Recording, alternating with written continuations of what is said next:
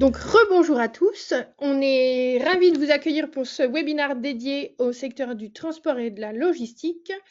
Je suis Laetitia Barré, je m'occupe du marketing pour Effici et à mes côtés aujourd'hui, j'ai un expert de votre secteur qui est mon collègue Jason Maillard. Salut Jason. Salut Laetitia, bonjour à tous. Alors oui, expert bien sûr, pas autant que vous, bien entendu, mais expert de votre secteur par rapport au sujet du CRM. Juste très Voilà. rapidement, ça fait 7 ans que je suis dans le CRM et ça fait 6 ans que je développe le secteur transport pour l'entreprise, pour Effici. Donc je commence à avoir une certaine connaissance grâce à vos confrères à force de différents déploiements de projets. Au programme aujourd'hui, on va regarder ça. Voilà. Donc, vous connaissez peut-être la brique logicielle qui est le TMS. Eh bien, Jason va vous expliquer en quoi le CRM est l'étape souvent qui vient après le déploiement d'un TMS. Vous allez voir en quoi le CRM vous aide à améliorer la performance de vos équipes. Et enfin, on se penchera sur le sujet de l'intégration. Donc, comment est-ce que le CRM et le TMS sont amenés à discuter entre eux et de ce dialogue, je dirais, entre ces deux briques logicielles suivra, enfin en tout cas c'est ce qu'on a pu constater pour pas mal de clients, un meilleur suivi dans vos relations clients. Avant d'entrer dans le vif du sujet, je vais juste vous présenter l'outil sur lequel nous sommes, donc c'est GoToWebinar. Vous avez dans l'espace qui normalement est sur la droite de votre écran la possibilité de nous poser des questions. Donc soit la fenêtre est déjà ouverte, soit vous devez aller la chercher en activant la petite bulle avec le point d'interrogation qui est sur la partie droite de votre écran. Donc n'hésitez pas à poser vos questions. Soit elles s'intègrent directement dans le déroulé et à ce moment-là, on y répondra tout de suite. Soit ça va nous obliger à faire une digression. À ce moment-là, on les gardera à la fin. On a un timing qu'on a voulu serrer parce que votre temps est précieux. Donc, il est possible qu'on ne réponde pas à toutes vos questions durant le webinaire. À ce moment-là, pas de panique. On vous enverra une réponse de manière personnalisée par email à suivre le webinaire. Enfin, une dernière information, le webinaire est enregistré. Donc, si par la suite vous souhaitez partager cette bonne parole, en tout cas on l'espère, auprès de vos collègues, vous pourrez partager le lien. Voilà, la vidéo sera hébergée sur YouTube. Donc, l'espace de droite pour les questions à retenir. Et soit on y répond tout de suite, soit à la fin, ça ce sera à Jason de voir si ça se glisse bien dans son scénario. Jason, je te passe la main. À toi. Merci. Merci Laetitia. Alors, comme on vous l'a dit, je vais essayer d'accaparer votre attention un maximum de 30 minutes, questions non incluses. Donc, je vais surveiller ça. L'objectif est que vous reteniez un maximum d'informations, pas tous les détails. Je vais essayer donc d'être le plus clair possible. Je lance mon chrono et on va commencer donc par le CRM et pourquoi il est la seconde étape en général dans votre secteur par rapport à la mise en place du TMS. C'est une situation qu'on constate très souvent lorsqu'on a des prospects de votre secteur, quand vos confrères viennent nous parler. Ils ont tous, bien sûr, un TMS qui va être l'outil métier, c'est votre EP, je ne vous l'apprends pas. Et l'enjeu, c'est que cet outil-là, il va servir à l'opérationnel, il va servir parfois aux ADV, aux exploitants. C'est là que sont passées les commandes. C'est là d'ailleurs que les commandes vont rentrer lorsque les clients sont déjà clients. Il n'y a pas de cette notion de prospect. Le problème du TMS, il n'est pas vraiment dans l'opérationnel. En tout cas, je l'espère. Il va être pour les commerciaux. Parce que dès que vous avez une force commerciale dédiée, on se rend vite compte, je ne dis pas que c'est votre cas à tout le monde, mais nous on le constate régulièrement, le TMS n'est pas vraiment un outil adapté pour les forces commerciales en termes d'ergonomie, en termes de ce qu'il propose.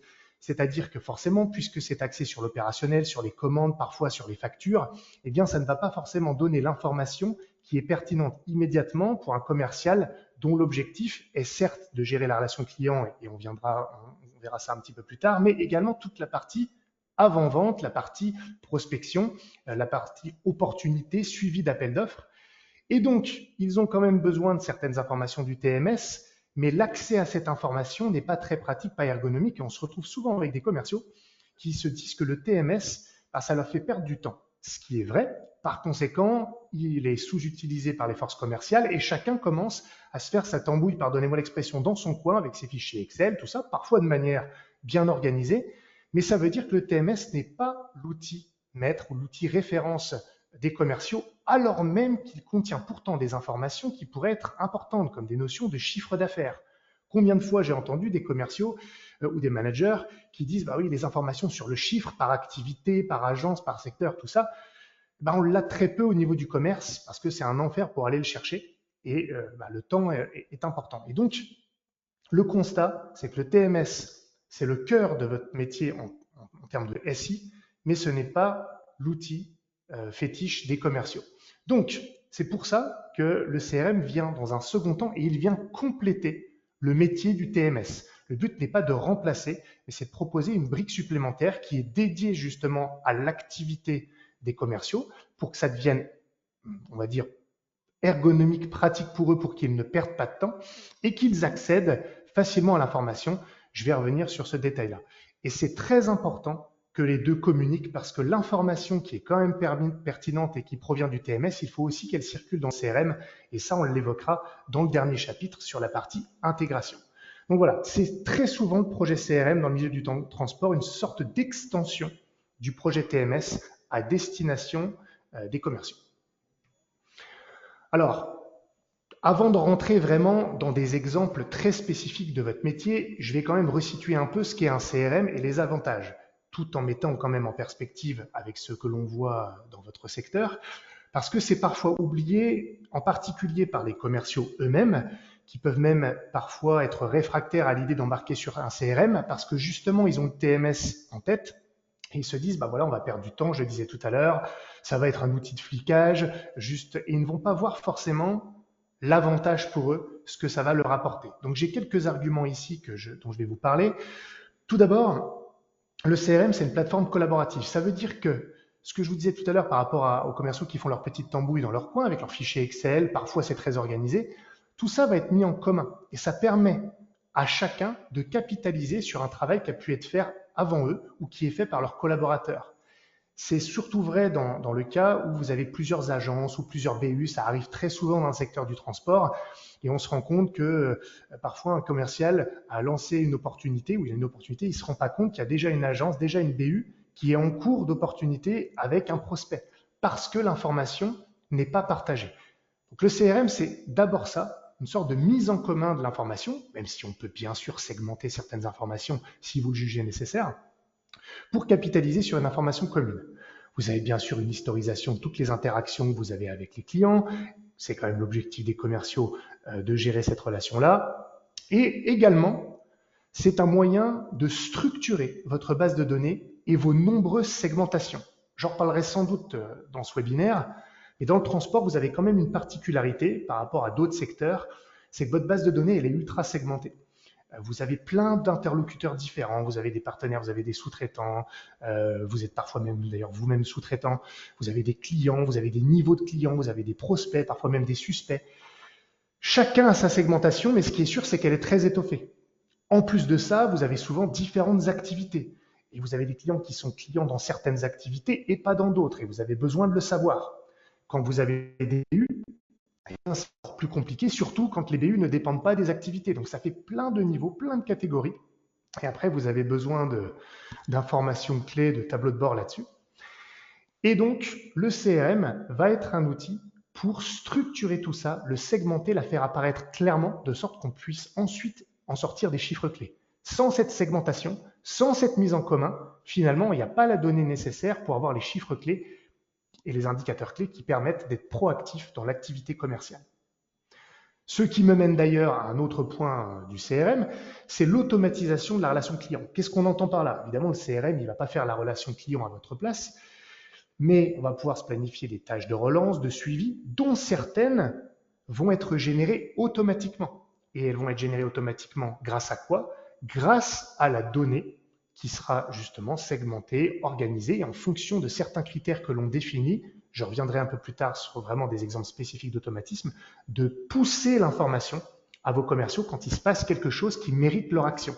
On peut avoir ce genre de déclencheur.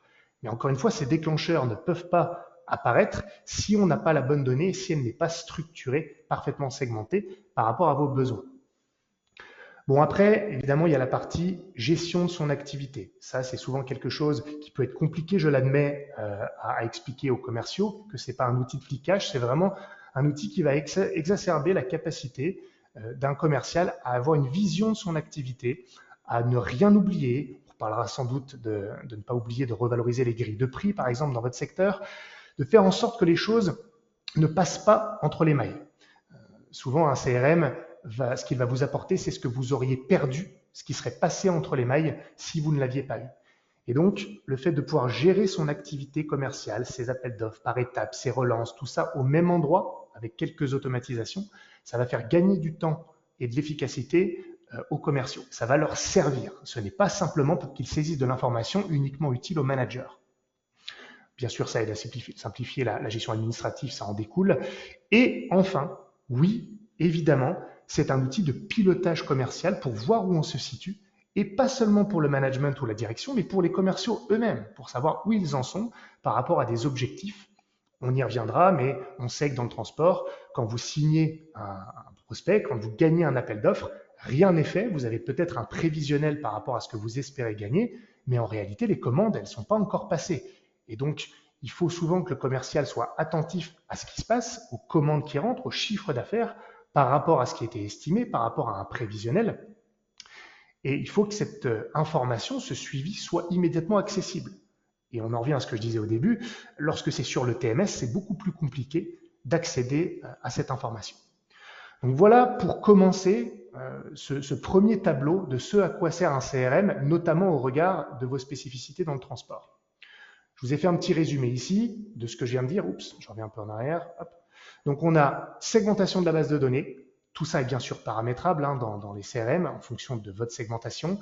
Un suivi du processus commercial dont je vous donnerai quelques exemples tout à l'heure avec des étapes de ce qu'on retrouve chez vos confrères. Une collaboration pour que l'information qui a été saisie par d'autres ou qui vient d'ailleurs, comme par exemple le TMS, puisse servir aux commerciaux, que ce soit par automatisation ou parce qu'ils analysent quelque chose, qu'ils soient proactifs, et une vision bien sûr commerciale avec un accès à l'information pertinente immédiatement dès que l'on arrive sur le CRM. Maintenant, on va s'attacher vraiment au fait que le CRM va améliorer la performance de vos équipes. Donc, je le disais tout à l'heure avec tous ces éléments, évidemment, ce n'est pas la compétence du commercial que le CRM va exacerber, mais il va permettre justement au commercial d'exprimer toute sa compétence parce qu'il n'aura pas des problèmes d'accès à l'information qui vont le ralentir et surtout, il aura tout simplement l'information qui lui permet ensuite d'être compétent. Je vais vous montrer comment avec vos spécificités dans le secteur du transport. Quelques enjeux spécifiques de ce qu'on a constaté dans votre secteur. Alors évidemment, ne vous inquiétez pas si je ne liste pas vos enjeux à vous ou tous ceux qui sont spécifiques. Je vais vous montrer le tronc commun. Évidemment, après, chacun a ses spécificités. Je le disais tout à l'heure, dans le secteur du transport, vous avez souvent une répartition des clients en fonction de leur activité, parfois de leur zone géographique, parfois de vos BU, parce que certains clients dépendent d'une BU, voire parfois de plusieurs BU ou agences. Ce sont deux termes qu'on retrouve souvent. Donc, il est intéressant pour vous de savoir ces clients, est-ce qu'ils dépendent d'une seule agence, de plusieurs? Ça évite les croisements. J'ai souvent des cas où des prospects me parlent du fait qu'on se marche un peu sur les pieds simplement parce qu'on n'avait pas vu que tel client était déjà pris en charge par une BU. Donc ça, c'est important. C'est un facteur qui doit être intégré dans les projets CRM du transport. La notion donc d'étiquette de tag, ça c'est des critères que l'on va affubler justement à vos prospects, à vos clients sur la base de données pour indiquer de quoi ils dépendent. Donc ça peut être les BU, mais ça peut aussi être vos nombreuses activités. Transport, messagerie, logistique, affrètement, j'en passe et des meilleurs, on a énormément. Et donc c'est intéressant aussi de savoir pour les clients dans laquelle ou dans lesquelles de vos activités ils sont clients. Parce qu'ensuite, ça permet à la fois de le savoir, à la fois d'avoir des tableaux de bord de clients ou de chiffres d'affaires sur chacune des activités, mais en plus, ça vous permet, lorsque vous faites des actions ou des campagnes de prospection, de lister les clients qui ne sont pas clients dans certaines activités que vous êtes en train de promouvoir. Et là, on peut lancer des campagnes d'action de prospection. Et et plein juste, d'autres. Oui, je vais juste rebondir là-dessus, en prenant l'exemple dans un autre secteur d'activité qui est celui de l'assurance, qui est aussi fortement, équipé en solutions CRM. C'est ce qu'ils appellent le taux de couverture, en fait. Donc sur chaque foyer, chaque famille, ils verront, ceux qui sont couverts, pour, des, je sais pas, des risques de la vie, et ils verront que sur le foyer, Maillard, ils n'ont pas d'assurance auto, par exemple. Et donc ça facilite en fait le travail de prospection, comme le disait Jason, parce que la porte est légèrement entrouverte puisqu'ils sont déjà clients sur un type de couverture. La prospection est facilitée par cette connaissance-là. En fait. Juste la petite parenthèse. qu'est-ce que tu en sais que la famille Maillard n'a pas de couverture automobile? Franchement. Ok, je recoupe mon micro. Un autre enjeu, c'est votre écosystème. Je le disais tout à l'heure rapidement dans la présentation globale. Dans le transport, vous avez énormément d'interlocuteurs. Ça, c'est vraiment un truc propre à votre secteur. Il y en a d'autres aussi, mais vous, c'est particulièrement notable. Et donc, il y a une nécessité de comprendre l'écosystème vertical et l'écosystème horizontal. Vous travaillez parfois avec des groupes qui sont des maisons mères, qui ont leurs filiales. Parfois, les filiales ont elles-mêmes leur site. Et vous les traitez, vous gérez la relation indépendamment avec ces filiales et ces sites. Mais pour autant, vous avez quand même besoin de savoir, d'avoir des chiffres globaux au niveau de la maison mère. Et donc, il y a un lien. C'est ce que j'appelle l'écosystème vertical. Donc, le CRM va permettre d'organiser ça sans enlever l'indépendance de traitement des différentes fiches sociétés. C'est des fiches indépendantes, une relation indépendante, mais des liens qui indiquent la nature, les relations hiérarchiques. Et puis, l'écosystème horizontal qui tourne autour donc de vos clients, de vos prospects, ou de vous-même d'ailleurs, hein, de vos entreprises, les partenaires, les sous-traitants, les fournisseurs, qui parfois sont même impliqués dans des appels d'offres ou des opportunités que vous traitez, et c'est important de pouvoir indiquer les relations qui existent horizontalement entre les différentes entreprises, clients, prospects ou vous-même dans le CRM. Et ça donne une vision globale au commerce qui va leur permettre justement de rebondir et d'avoir une vision plus importante de tout l'écosystème qui a un impact commercial, pas seulement le client à ce moment-là précis, c'est tout ce qui l'entoure. Et puis pour finir, il y en a sans doute d'autres, hein, mais c'est des choses importantes ici, vos appels d'offres, vos opportunités, vos affaires, peu importe le terme qu'on leur donne, il y a souvent cette notion d'appel d'offres, concernent plusieurs de vos activités. Forcément, ça coule de source, on a parlé de vos activités qui sont nombreuses, mais un CRM va vous permettre justement d'avoir une notion d'un seul gros appel d'offres que vous traitez, qu'on va pouvoir quand même subdiviser en plusieurs sous-appels d'offres, souvent un par activité. Et ça peut vouloir dire, dans certains cas, vous n'êtes pas tous organisés comme ça, bien sûr, lorsque une BU s'occupe d'une activité, ça permet que chacun s'occupe de son sous-appel d'offres, entre guillemets, tout en voyant que ça fait partie d'un tout, d'un même appel d'offres. Et parfois, il y a même des processus commerciaux, des étapes commerciales différentes en fonction des activités. Ce n'est pas les mêmes cycles de vente, les mêmes étapes, et ça, on est capable de l'organiser dans un CRM et de faciliter le traitement en ayant cette individualité par activité. 15 minutes, il va falloir que j'accélère un petit peu. Ensuite, sur un CRM, vous allez pouvoir tirer parti de tout ce dont je viens de vous parler, toute cette donnée, toute cette organisation, pour avoir accès à des tableaux de bord qui sont personnalisables, paramétrables, même dans notre cas, ça veut dire qu'il n'y a pas forcément de développement spécifique. Ça, c'est important de le savoir. C'est parfois même des tableaux de bord que vous pouvez créer vous-même. Alors, ce que vous voyez là, c'est que de l'exemple. On peut avoir plein de trucs, on peut avoir des courbes, on peut avoir des chiffres, on peut avoir des tableaux, on peut avoir des camemberts. Je veux juste vous montrer dans un CRM, vous aurez beaucoup de choses.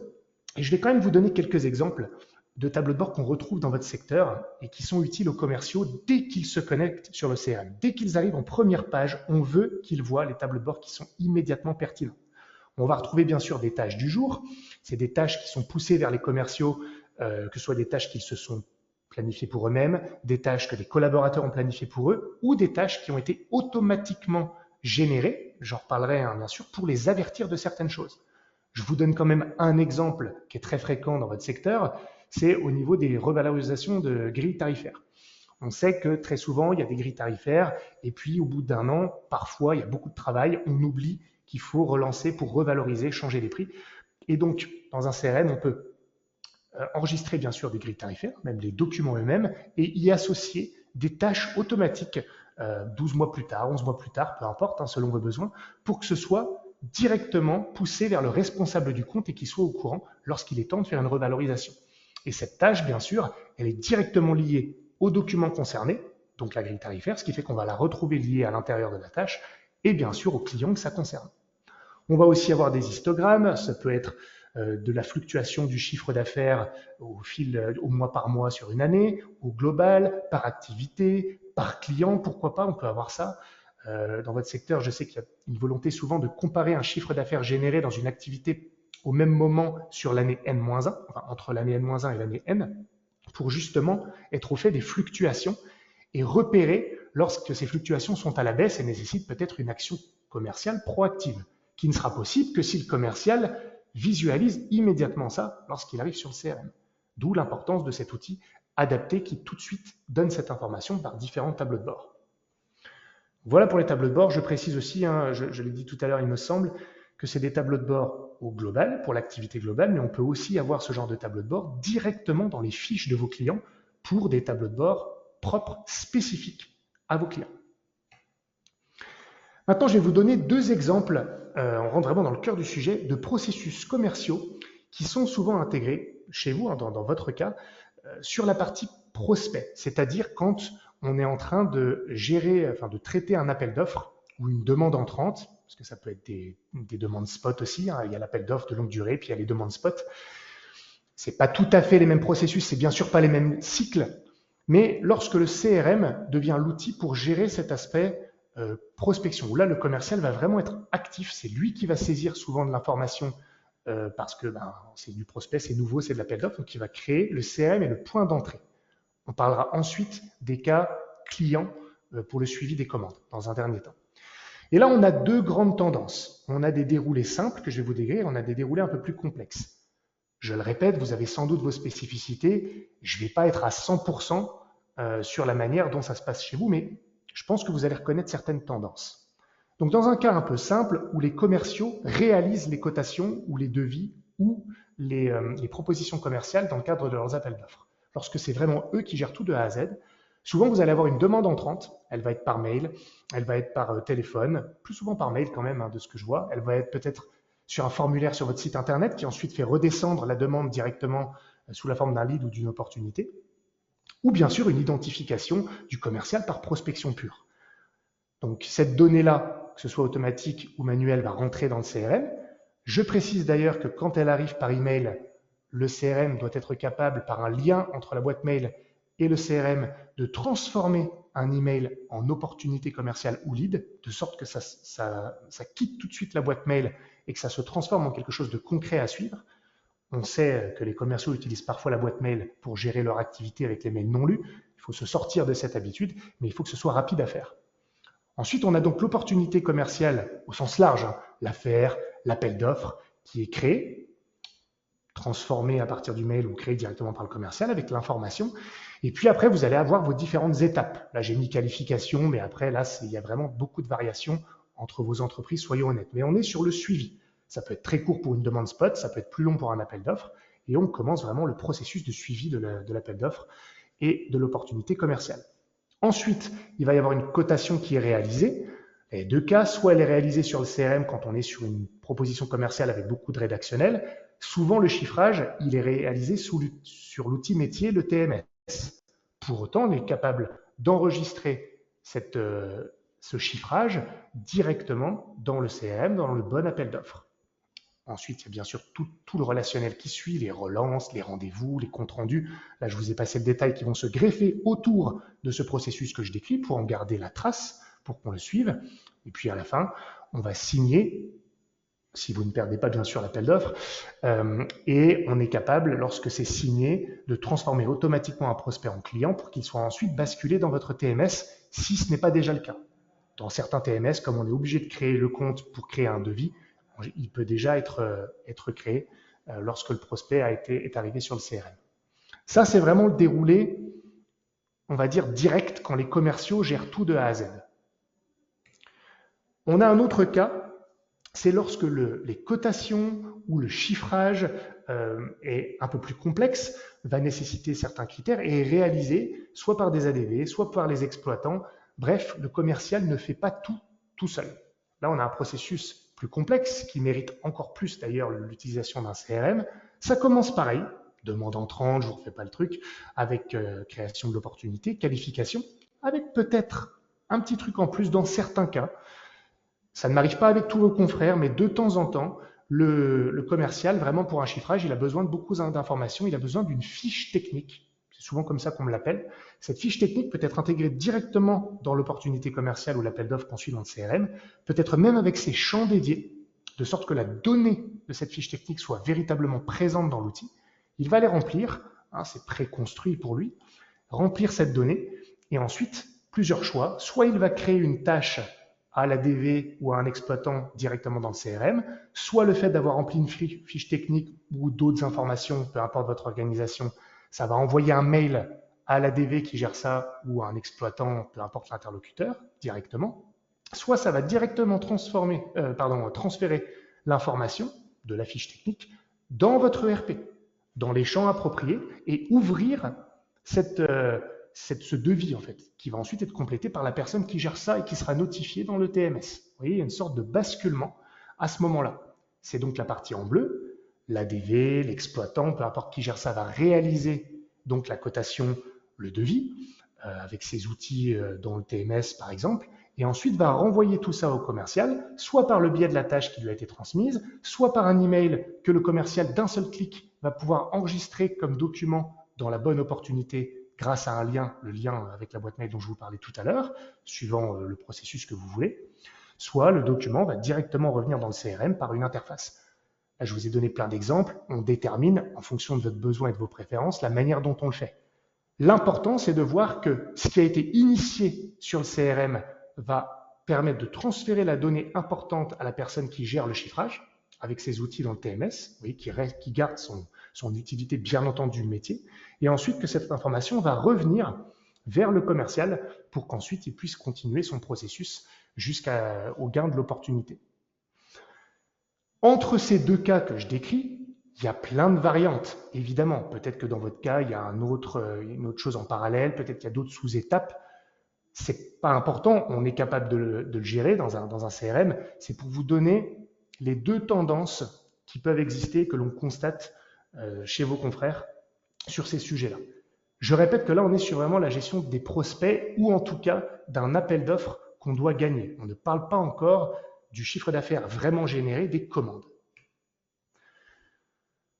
Allez, je suis un petit peu en retard, je vais accélérer un peu. Donc, pour résumer, sur quels que soient les deux processus, vous avez une demande entrante qu'on peut transformer rapidement en élément qu'on gère dans le CRM, transformation de la demande en opportunité. Une cotation est générée, soit directement sur l'outil s'il n'y a pas trop de complexité, soit elle transite d'abord sur le RP pour signaler aux personnes qui gèrent le chiffrage, et ensuite ça revient dans le CRM pour la fin du traitement. Sur le suivi de l'activité commerciale et de la performance, côté prospect encore, suivi des appels d'offres.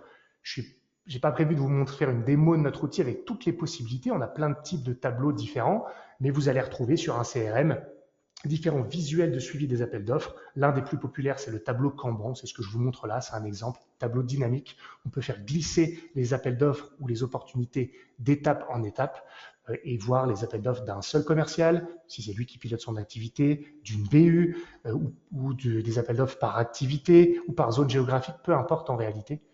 L'important est de pouvoir visualiser où on en est du pipe commercial sur la notion des appels d'offres. Pour finir, on va parler du cœur des projets CRM dans le secteur du transport. En tout cas, c'est l'un des enjeux principaux, c'est l'interface avec votre TMS, parce qu'il va prendre toute son importance, cette interface va prendre toute son importance lorsqu'on va suivre réaliser le chiffre d'affaires que vont générer les clients une fois qu'ils sont signés suite au processus que je viens de décrire. Là, c'est vraiment fondamental.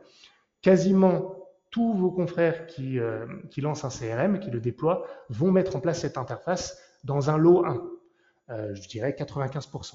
Et 100% le font dans un lot 2 dans l'année qui suit, en fonction des étapes que vous voulez mettre en place. On a différents flux d'interface qu'on peut mettre en place en fonction de vos besoins. Mais je vais vous parler du flux d'interface que l'on met en place systématiquement dans les projets CRM avec cette interface. C'est le flux des commandes. Alors, c'est un terme générique parce que Chez certains d'entre vous, ce n'est pas les commandes qui sont le référentiel de chiffre d'affaires généré, parfois c'est les factures. Tout dépend. Ça peut varier, peu importe en réalité, mais l'important, c'est que les commandes ou les factures qui donnent l'information sur le chiffre d'affaires réalisé, au global, par activité, par segment, encore une fois, peu importe, ça c'est dans le TMS. Parfois les commerciaux, souvent même, ils ne sont pas au courant des commandes, ça passe pas par eux, c'est plus leur travail d'enregistrer les commandes, ça arrive directement dans le TMS, donc eux, ils n'ont pas l'information. C'est là que l'interface joue son rôle, parce que cette information est automatiquement transférée dans un onglet, dans un objet dédié du CRM, pour pas que ça vienne empiéter sur d'autres informations, pour que ça reste propre. Et donc ces commandes-là, dès qu'elles sont saisies, elles viennent s'incrémenter dans le CRM, euh, avec bien sûr toute l'information dont vous décidez qu'elle est importante, le chiffre, l'activité, la date, parfois même c'est le lieu de départ, le lieu d'arrivée quand c'est du transport.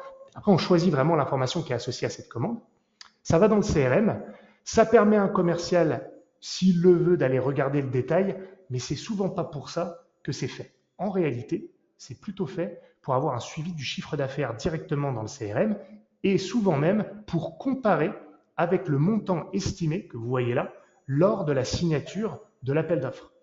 Et ça permet au commercial de voir est-ce qu'il est dans les clous par rapport à ce qui était anticipé lorsqu'il a signé son affaire et son appel d'offres. Ça permet aussi d'avoir un suivi donc, sur les commandes et d'identifier quand les clients n'ont pas commandé depuis longtemps ou même quand leur chiffre d'affaires a baissé par rapport à une année précédente. Je pense qu'on va y revenir sur l'un des derniers slides. Cette interface-là, elle est fondamentale et c'est elle qui permet à vos commerciaux, en se cantonnant au CRM, sans même aller dans le TMS, d'avoir l'information qui va leur servir pour être proactifs commercialement. Cette remontée d'informations du TMS vers le CRM, elle permet plusieurs choses. J'en ai déjà un petit peu parlé, mais je vais essayer de le restructurer rapidement. On a d'abord l'envoi d'alertes. Alors, il y a plein de types d'alertes qu'on peut mettre en place suivant votre besoin. Vous avez tous des besoins différents. Mais 3 exemples que je retrouve souvent, ce ne sont que des exemples, c'est justement, j'en parlais, quand il y a une baisse de chiffre d'affaires par un client, soit par rapport à un trimestre précédent, soit par rapport à une année précédente, soit par rapport à un prévisionnel, que sais-je, on peut déclencher une alerte qui est poussée au responsable du compte. Comme ça, il n'a pas besoin d'aller s'enquérir dans l'information. Immédiatement, ça lui arrivera en première page dès qu'il arrive sur le CRM. Ça peut même être un envoi de mail parfois. Donc l'information va chercher le commercial et l'invite à faire quelque chose.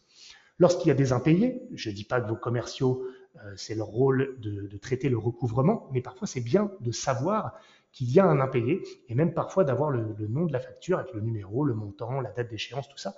Et ça, même chose, ça peut être remonté du TMS ou de l'outil qui gère vos factures pour venir alerter le commercial. Ou alors quand il n'y a pas eu de commande depuis longtemps, je sais pas moi 6 mois, 3 mois, peu importe la durée qui est importante pour vous, ou même tout simplement, sans parler de commande, lorsqu'il n'y a pas eu d'activité du tout, quelle que soit l'activité au global, avec un client, eh bien, une alerte, pareil, est envoyée au responsable du compte. Je répète que ce ne sont que des exemples, je vous parle des alertes que je vois très régulièrement. Et puis, cette donnée qui vient du TMS, elle a aussi donc cette utilité, c'est qu'elle permet de créer des tableaux de bord dont je parlais au tout début finalement du webinaire. Ces tableaux de bord ne viennent pas de rien, hein, ils vont être construits grâce à la donnée qui arrive sur le CRM, notamment du TMS, donc le chiffre d'affaires global, par activité, par période, tout ça n'est possible qu'avec le détail qui est envoyé du TMS. Certains me disent d'ailleurs, moi j'ai pas besoin du détail, j'ai besoin que du total. On peut se limiter à ça, mais ils se rendent vite compte qu'en réalité, avoir le détail, ça permet d'analyser beaucoup plus finement les fluctuations par activité, par domaine, par BU, etc. Donc ça va être des tableaux de bord, histogrammes, comparatifs, etc. Il y en a vraiment tellement, je ne vais pas tous les faire. Surtout que j'arrive à la fin de 30 minutes. Parfait. Je vais repasser la main à Laetitia pour vous présenter en quelques mots, en 5 minutes, qui nous sommes. Pendant ce temps, Jason, tu peux peut-être commencer à aller voir les questions. Ouais, tu peux couper le Alors, partage. d'accord, je te laisse partager de ton côté alors. Ouais. Non, on a voulu mettre ça à la fin, le qui est efficie, pour déjà vous faire rentrer dans le vif du sujet avant de nous présenter. Donc nous, vous l'avez compris, on est éditeur de CRM. On fête nos 20 ans cette année. On est à peu près 450 collaborateurs, un chiffre d'affaires qui dépasse les 60 millions. On a plus de 300 000 personnes qui utilisent au quotidien une de nos solutions CRM, puisqu'on est éditeur de plusieurs solutions. Et on a 11 000 clients à l'heure actuelle dans l'ensemble du groupe FICI. Notre présence Excuse-moi, en... excuse-moi Laetitia, est-ce que tu partages là? Parce que moi, je ne vois Non, pas. non, je Pardon. partage pas. Je Ah, partage ok, pas. d'accord. Notre présence en France, on a 3 bureaux en France. Bah, vous avez déjà 2 bureaux en face de vous puisque Jason est basé à Lyon et moi je suis basée à Paris. Le troisième bureau est celui de Toulouse et en France, FICI, ça représente à peu près une centaine de personnes qui sont vraiment au plus proche de nos clients. De manière très locale. Vous avez des gens qui vont assurer le support qui sont basés en France. Vous avez les personnes qui sont... Donc le support, ils sont à peu près une dizaine. Vous avez nos collègues des projets tout à l'heure. Jason disait les flux que je mets en place. Vous l'avez compris, c'est pas vraiment lui qui met en place les flux dans les solutions. Donc voilà, ce sont nos collègues des projets qui sont une cinquantaine. Et après, on est une vingtaine sur des fonctions transverses que sont le commerce ou le marketing. Et peut-être tu peux repartager, Jason, sur les références. Oui. On a quelques jolis logos à vous montrer. Tout à l'heure, Jason disait je suis expert du transport parce que je fréquente vos collègues. Voilà, on vous a mis voilà, quelques logos de référence. Bon, il y a des entreprises de toute taille. Il y a, je sais pas moi, j'ai peur de vexer les uns en tirant au sort, mais Non, non, non, mais sans parler même de la taille, c'est surtout qu'il y a différentes tailles de force commerciale. Donc vous allez avoir certains de nos clients qui vont avoir de 20 à 30 utilisateurs. Je vais pas les nommer, hein, je vais pas donner le détail là-dessus, mais là-dedans, vous en avez qui ont 20, 30, 40, parfois même plus de 100 utilisateurs. C'est plus rare, mais ça existe. Et puis vous en avez qui auront plutôt entre 10 et 20 utilisateurs. Ça, forcément, ça crée quelques changements dans le déploiement. Souvent, les besoins sont moins complexes lorsqu'il y a moins d'utilisateurs, et heureusement. Mais on retrouve quand même des fondamentaux, même si les échelles ne sont pas les mêmes. voilà, donc vous vous dirigez vers le logo qui vous parle le plus. On est arrivé à la fin de cette présentation. On vous a présenté tout ce qu'on voulait vous présenter. Voilà, vous retrouvez les coordonnées de Jason à l'écran avec son numéro de portable et son adresse mail. Encore une fois, vous allez recevoir le replay du webinar. Donc vous pourrez soit, je sais pas, le regarder sur la plage cet été, soit passer ça à vos collègues. Il n'y a aucun souci. C'est une vidéo qui est tout à fait partageable. Et vous pouvez lancer les questions. Jason et moi-même sommes là pour vous répondre. J'en ai déjà une. Vas-y. Il commence toujours en premier, celle-là. C'est le temps que ça prend pour déployer un projet CRM. Juste avant de répondre, c'est une question qui est importante souvent parce qu'on sait que la mise en place d'un TMS, ça prend énormément de temps et il y a beaucoup de nos clients qui s'imaginent que le CRM, ça va être exactement le même temps. Il faut comprendre que les enjeux sont pas les mêmes. Le CRM est une solution souvent moins technique. Enfin, c'est pas le CRM qui est moins technique, c'est en réalité les besoins, dans l'opérationnel et tout ça. Il y a beaucoup plus de choses particulières. Donc c'est quand même pas comparable, c'est pas la même implication en termes de temps pour vos équipes. Et donc un projet moyen dans le transport, je dirais en prenant un peu quand même de la marge parce que ça dépend aussi de vous, ça dépend de la réactivité avec laquelle parfois vous envoyez certaines informations comme les données et tout ça, il faut l'admettre. Il y a nous, hein, mais le client participe aussi. Je dirais entre 4 et 6 mois de déploiement pour un projet CRM. Après, si vraiment il y a très peu d'utilisateurs, vous êtes sur des projets ultra simples et qu'on ne met pas en place l'interface, ça peut être plus court. On a déployé des projets même en 2-3 mois. Mais voilà, souvent, on est plutôt entre 4 et 6 mois, formation incluse. car je précise bien sûr que vous êtes formé à la fois sur l'utilisation, sur votre base avec vos processus et également sur la partie administration pour être indépendant, même si on n'est jamais bien loin si besoin.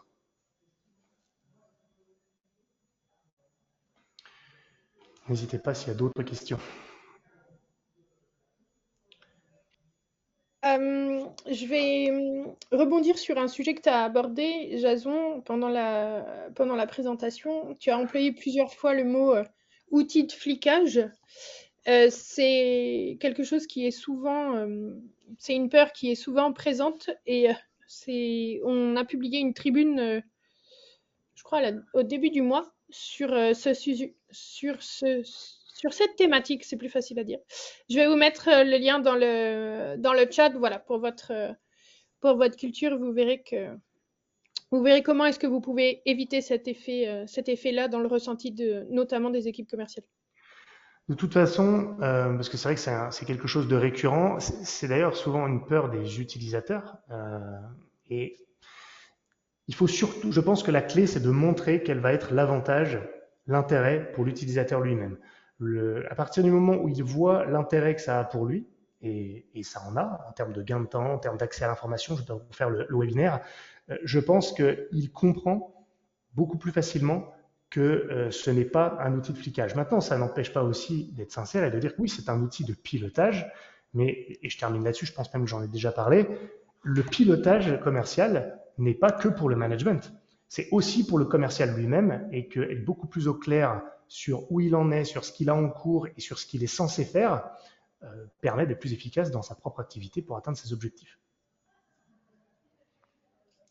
Non, je n'avais pas vu cette...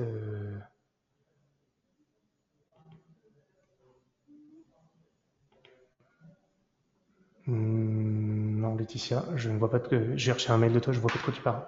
Ah, il y a Martial qui pose la question, est-ce que la société société FICI française est hébergée en France? Alors, c'est bien... Oui, ah, pardon, il y a une autre partie. Alors, ça dépend de nos solutions en plus. Parce qu'on a plusieurs solutions. Maintenant, celles qui sont souvent préconisées dans le transport, c'est un hébergement en Europe. Alors, il me semble que c'est, je ne vais pas dire de bêtises, en tout cas pour l'une de nos solutions, c'est aux Pays-Bas.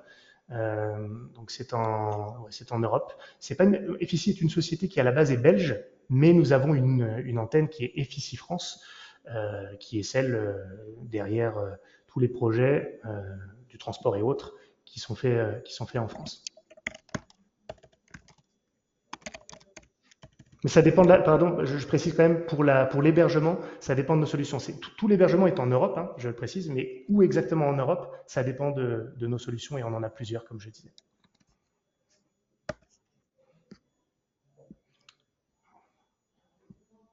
Donc j'espère que ça répond à la question de... Alors, sinon il y a une autre question. Est-ce qu'on peut envoyer de l'information du CRM vers le TMS? Et il y a un exemple, quand par exemple il y a un appel d'offres en cours sur un client pour apporter plus de vigilance sur le traitement opérationnel. C'est intéressant, j'en parlais tout à l'heure dans le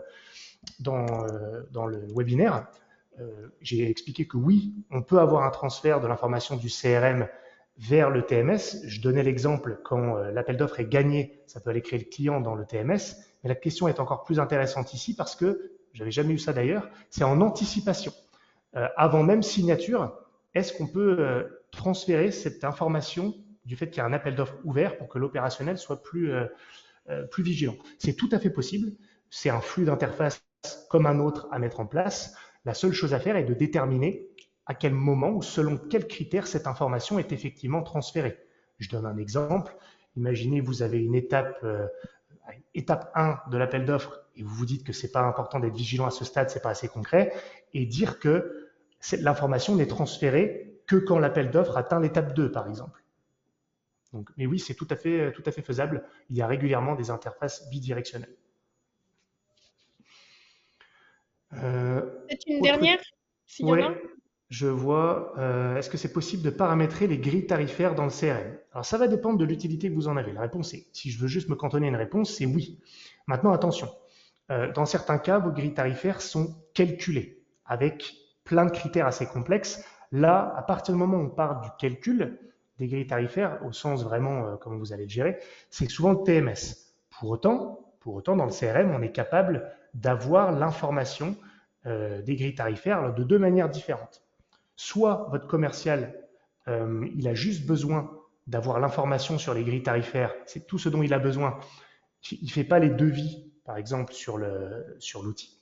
À ce moment-là, un document suffit, mais ça peut être un modèle de document, par exemple, qu'on a laissé sur le CRM et qu'on réexploite et qu'on duplique pour créer une grille tarifaire, ou pour même avoir des versions supplémentaires de la grille tarifaire. Ça arrive régulièrement qu'on prenne celle en cours et on en fait une version 2 pour la mise à jour, comme ça on garde la trace de la précédente. Ou alors, c'est beaucoup plus rare, je ne vous le cache pas, lorsque les devis, notamment pour les demandes spot, doivent être faits dans le CRM. Là, on a vraiment une notion de gestion des tarifs, où vous avez donc la base article au sens large de vos prestations qu'on peut avoir sur le CRM, et on peut affecter des tarifs particuliers à vos clients. Comme ça, lorsque vous faites le devis directement sur le CRM, alors les tarifs sont pris en compte. Mais je ne vous cache pas que c'est une minorité parce que la plupart du temps, ces éléments de devis sont réalisés dans le TMS ou avec un outil dédié parfois aussi. Par conséquent, le fait de gérer les tarifs de manière fonctionnelle perd de son intérêt.